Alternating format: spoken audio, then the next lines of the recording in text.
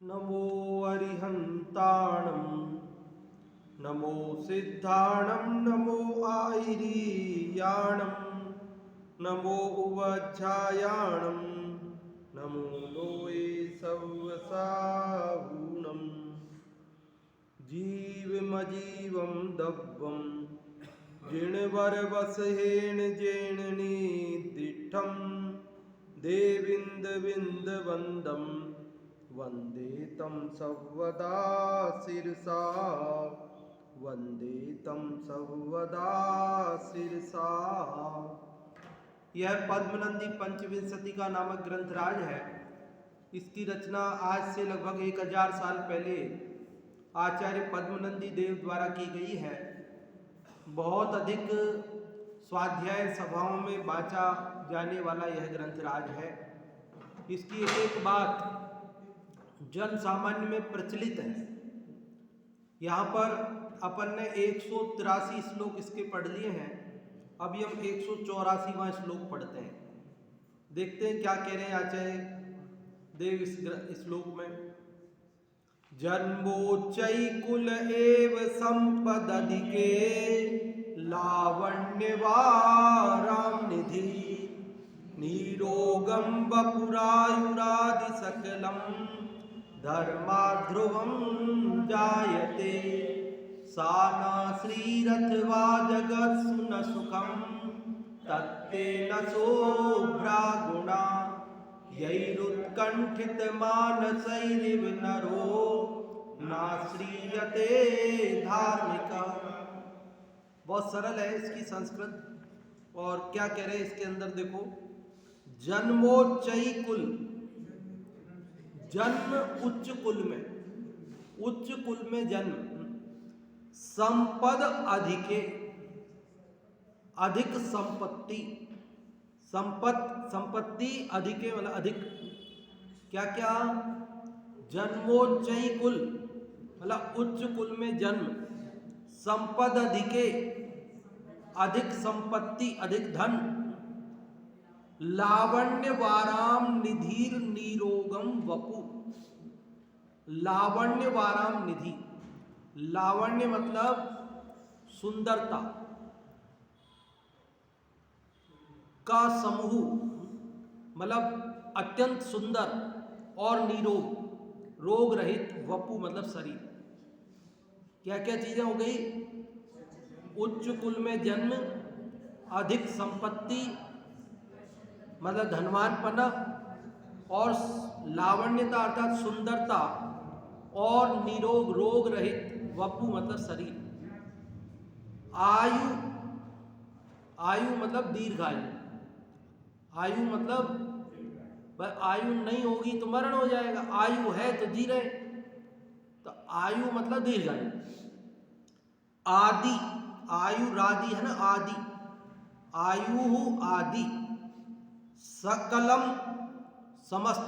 क्या क्या क्या चीजें बताई? पहले उच्च कुल में जन्म बताया, दूसरा अधिक संपत्ति मतलब धनवानपना, और तीसरा सुंदर और निरोग शरीर प्राप्त होना, चौथा दीर्घायु, और आगे कहकर कहा आदि समस्त वस्तुएं धर्मात्, धर्म से, ध्रुवम मतलब निश्चित रूप से, जायते मतलब होती है, प्राप्त होती है। धर्म से ये सब चीजें सहजपने प्राप्त होती है। क्या क्या चीजें प्राप्त होती है? उच्च कुल में जन्म प्राप्त होता है, और अधिक संपत्ति धन संपदा प्राप्त होती है, और सुंदर और निरोग शरीर मिलता है, दीर्घायु मिलती है।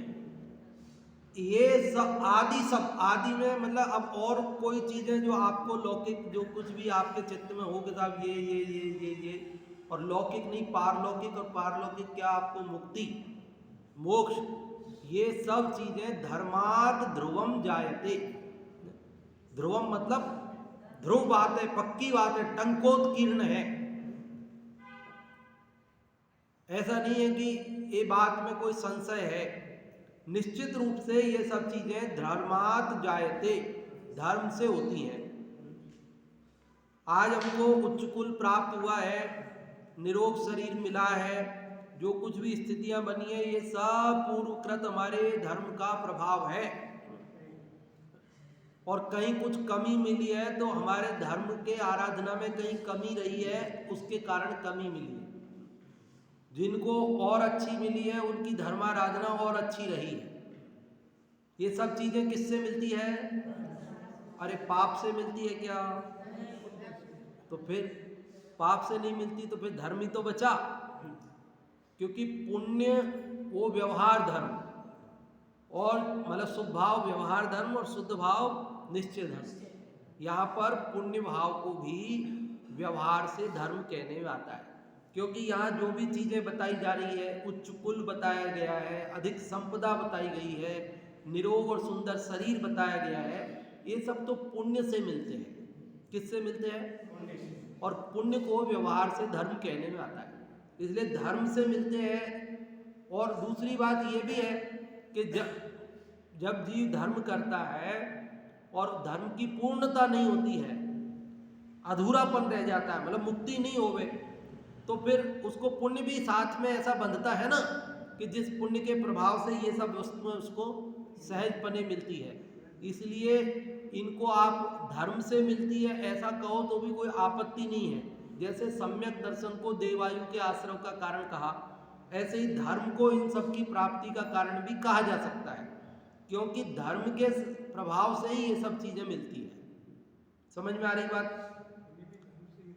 है?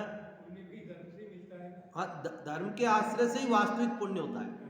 बाकी धर्म के आश्रय बिना तो जो पुण्य है वो बहुत हल्की क्वालिटी का है। देखो क्या कह रहे, जन्मोच्चैकुल एव संपदधिके लावण्यवाराम निधि नीरोगम वपुरायुरादि सकलम धर्माध्रुवम जायते। इन दो लाइनों में कोई दिक्कत तो नहीं, कोई शब्द ऐसा तो नहीं जो आपको नहीं समझ में आया? मैंने यहाँ जो पहली लाइन का अंतिम शब्द है उसको शॉर्ट में बता दिया आपको।